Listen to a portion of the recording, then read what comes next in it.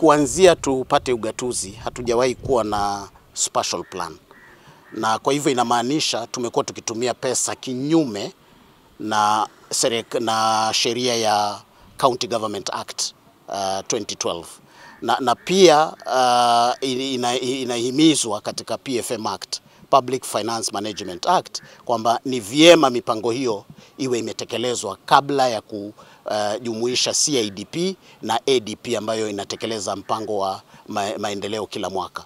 Kwa hivyo hili ni jambo ambalo linahitaji kupewa kasi inayohitajika, lakini tunapofanya hivyo tusisahau kwamba kuna vigezo muhimu vinahitaji kuweko katika huo mpangilio wa ardhi na matumizi yake. Tukikosa kuyanakili, basi italeta mchakato mzito wakati wa kutambua yale maendeleo mwafaka ambayo wananchi wangeweza kufanyiwa kama Taita Taveta County. Unafikiria kufaulu kwa mpango huu kutaleta nini katika ama kutafaidi vipi mkazi wa kaunti ya Taita Taveta katika swala zima la kimaendeleo? Kwanza italeta kwamba maendeleo yataelekezwa kwa kiutaalamu. Maendeleo yatafanyika pasipokuwa kwamba ni hisia za viongozi wachache. Ni maendeleo yatafanyika yale ya uhakika, kutoa na kumaliza yale matatizo, zile haja za jamii. Kwa sababu tunazungumzia haja zinapotambuliwa, lazima kuwe na mchakato mzima wa kitaalamu wa kuweza kutambua suluhu yake ni nini. Kwa hivyo zile suluhu zitatokana baada ya kuunda hii spatial plan ya Taita Taveta County, ni kwamba tutakuwa na upelekaji wa pesa kwa hasa kuhitimisha, kuona kwamba zile haja za jamii zimekamilika na zimetimizwa.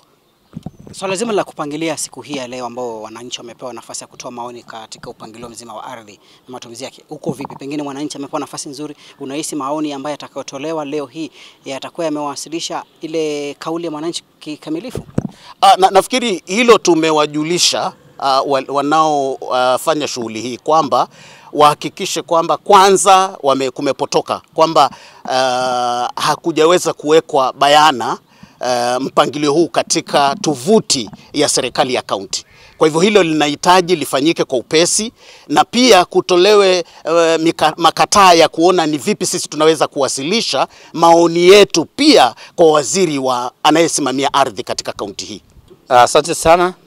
Mimi maoni yangu ni kwamba mambo haya ni mazuri.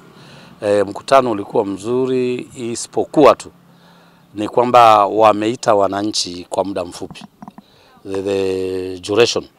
Watu wanapigiwa firimbi jana, wanaambiwa leo ni mkutano. So saa nyingine unapata participation inakuwa low, kwa sababu wananchi wako na shughuli zao. Sasa wakitwa ghafla namna hiyo inakuwa ngumu. Alafu pili, document kama hii ambayo tuna discuss, wangekuwa wameiweka vile ndugu amesema kwa tovuti, ama pia wangetutumia pia hata sisi tungekuwa nayo. Hata asubuhi tukija tunajua mimi naenda kuuliza hapa, mimi hapa ndio sija. Lakini sasa tuwakutana na document sahihi, tuna discuss sahihi, masaa matatu watu waende. Hakuna muda wa kutosha, kwa sababu tungekuwa labda na mengi ya kuongea. Alafu tatu, county ikimbize mbio. Community land zetu za Taita zinanyakuliwa kwa sababu kwanza hatuna kamati za community land management. Yani community land management committees haziko.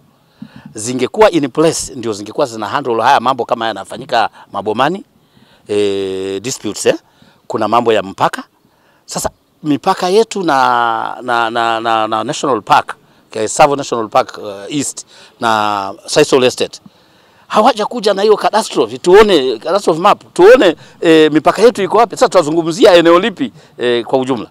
Sasa wengine tangu letter of allotment tulipatiwa wakati wa marehemu Deres Mwakingali Isa Mwakingali tangu wakati ule wa Boniface Muganga, tangu tulipatiwa letter of allotment hatuna mpangilio. Tuko na hizo letter of allotment, hatujapata title, barabara hazijanyoroshwa bado, tuko tu squeeze, tuko kama squatter, hatujui mwelekeo gani.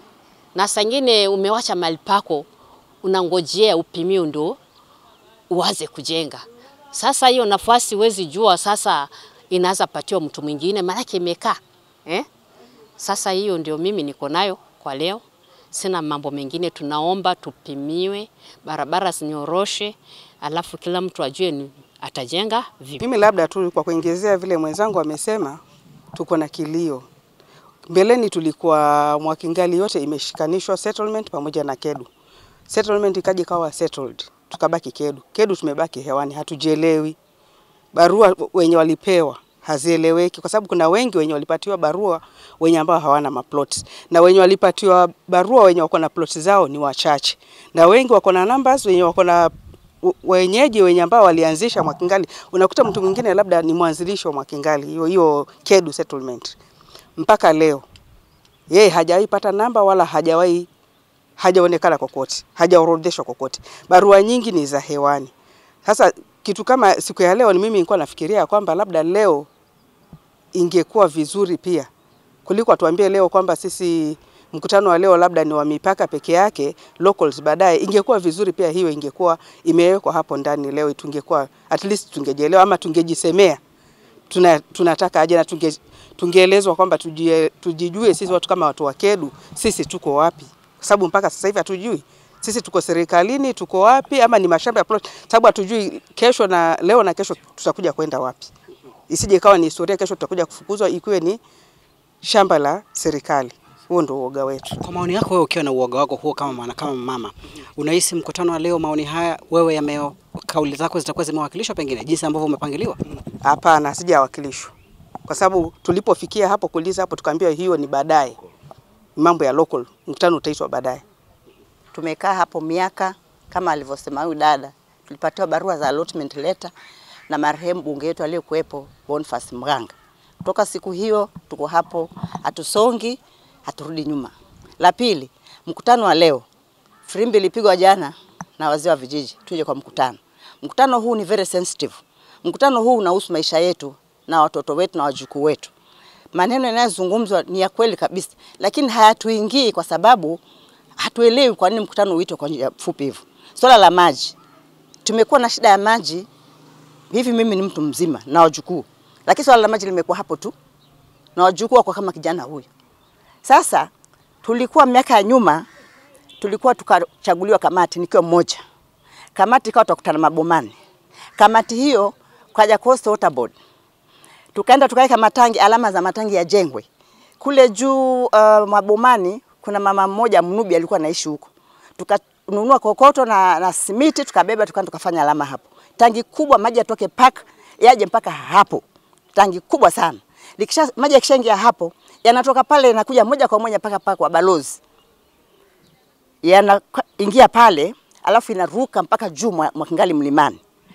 Tangi la mlimani lile lilikuwa ni tangi kubwa sana kulingana na plan iliyokuepo.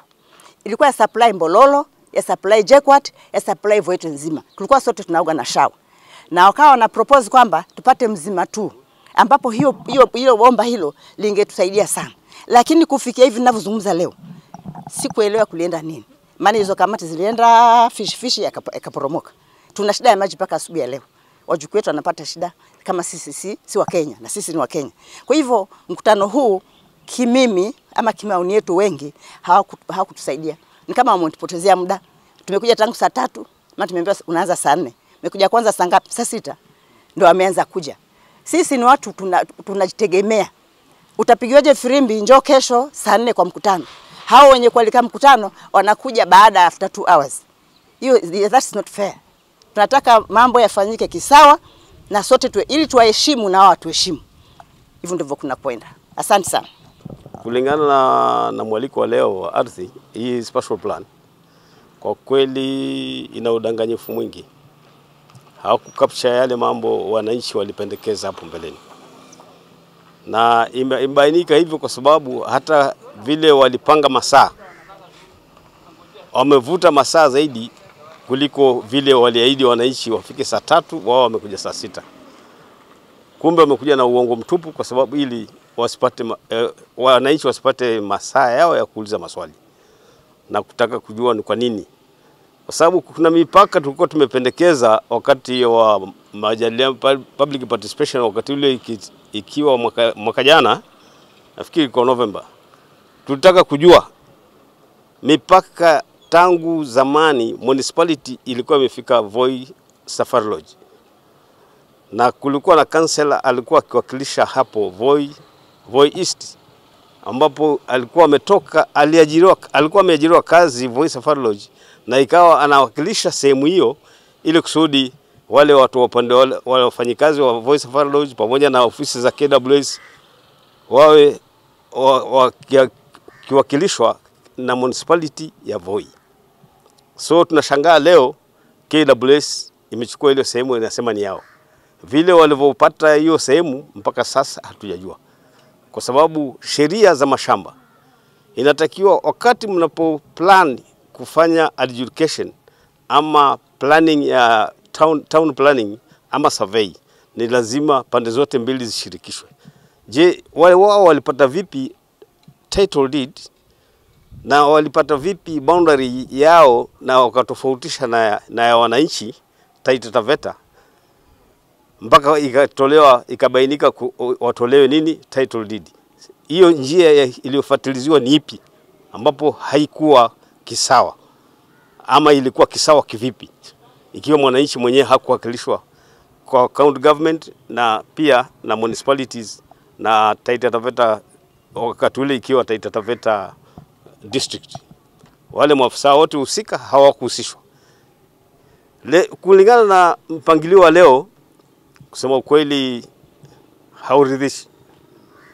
hauridhishi kwa sababu ya kitu kimoja: hawakuja na stakabadhi zote za kustahili kuelimisha mwananchi aelewe alisema nini mwaka jana na ni wapi kumesaulika. Sasa tumekuja kupawa historia na hatuna imani. Wanasema Sezulu State pia ishapa extension ya lease, na nani alisaini? Inasemekana kwanza county government ndio sign, alafu inapelekwa kwa National Land Commission. Je, hiyo lease ilikuwa approved kivipi na nani, kupitia kwa msingi upi? Na ufuatilizi aina gani ulifuatiliziwa? Ni njia ipi ilifuatwa mpaka ikabainika kwamba hawa watu wanastahili kuongezewa lease? Na ni nani alisaini hiyo lease? Sawa. Hii stakabadhi imekuja kwa sababu utangulizi wake ulikuwa ni kuja kwanza na kuchukua maoni ya watu. Sasa hii leo ni kama kubainisha kwamba kile watu waliongea ndio kimeratibiwa, ingawa mengine pia yamejitokeza, kwa sababu ili ya kwanza wengine labda hawakuwa. Sasa walipokuja na maswala yalikuwa ni kama mapya, lakini tumeomba kwamba kwa sababu bado watu wamekuja na maoni ni hayo, wayatafutie mahali pa kuyaingiza. Kwa hivyo maswala ambayo yamejitokeza ni swala kama la Voi Sisal limejitokeza kuhusu lizi yake, lakini pia ufafanuzi umetolewa jinsi ambavyo ardhi kama hiyo inaweza kutumiwa kwa ajili ya kuleta manufaa, ili yule ambaye ameichukua asiwe na ardhi ambayo inakaa hivi hivi. Alafu lingine ambalo limejitokeza ni swala la maji limeongelewa.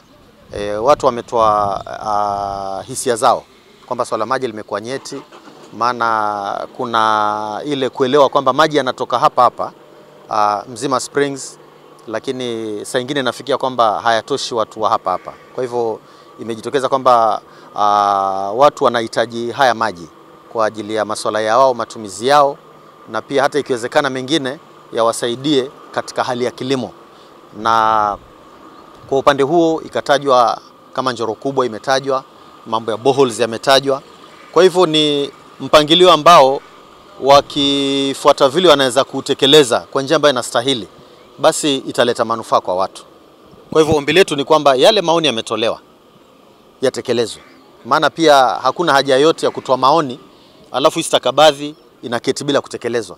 Kwanza inavunja moyo, kwa sababu wakati mwingine watu wakija wakiona kwamba wanarudia maswala yale hata itakuwa ni vigumu pia kuendelea kutoa maoni yao. Yeah. Hisia za baadhi ya wananchi ambao wamehudhuria mkutano leo, wanasema wamepewa muda mfupi sana kutoa kauli zao kuhusiana na swala hili la mpangilio wa ardhi, na ardhi ni kitu ambacho ni muhimu sana na ni swala nyeti hasa katika eneo la kaunti ya Taita Taveta. Unazungumziaje hilo kwamba muda wa wananchi waliopewa kutoa maoni yao ni mfupi?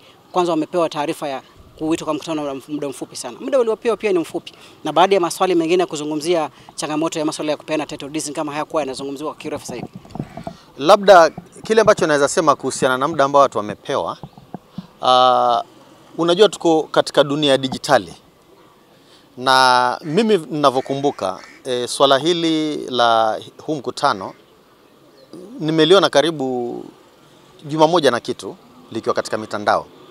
Labda ni kuendelea kuboresha hali ya matangazo, ya iboreshwe kwa njia ambayo itafanyika ili ihakikishwe kwamba kila mmoja amepata haya maswala. Labda tangazo hili lifikishwe makanisani ili juma moja kabla huo mkutano watu watangaziwe.